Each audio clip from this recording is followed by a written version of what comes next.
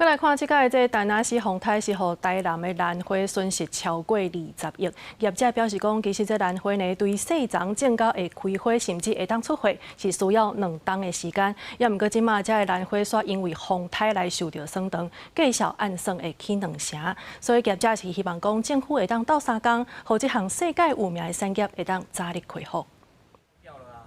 但那些风台扫过南台湾已经1礼拜外，园区内花囡仔犹原是翠高高，连兰花材啊嘛生甲密密茂茂，加上迄几天搁停电，地势湿度提悬，日头一出来，内底花会生菌，甚至有叶啊嘛发乌烂去。台湾兰花生物科技园区这业者估算损失超过20亿。园区理事长讲，这会对整个兰花业造成真大冲击。第一啦，就是川普的问题，迄个关税的问题，过来的风台的问题。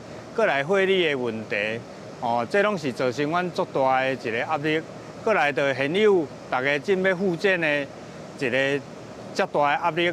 伊的时间足长，伊的周转率较慢，所以讲伫阮的迄个库存的压力来，这就是阮的迄个资金链的压力，所以对阮来讲。 会影响会较大。这兰花对材啊到开花出货上无爱2冬的时间，那这个园区内多数拢是已经1冬半呀，风雨造成真大的损害，好侪业者心肝咧抵货。即阵因只好先赶紧抢救各会当的材啊互搭，救偌济算偌济，这嘛连带影响整个供应链。 并用业者表示，兰花是上市强在咧使用的，这摆采收的品种嘛已经出现欠货现象，计小按算的起2成。我们现在为每间都很缺花。 然后缺花完之后的话，变成说我们雕花也困难，价钱呢会更是贵，变成说很多人在争着要抢着花。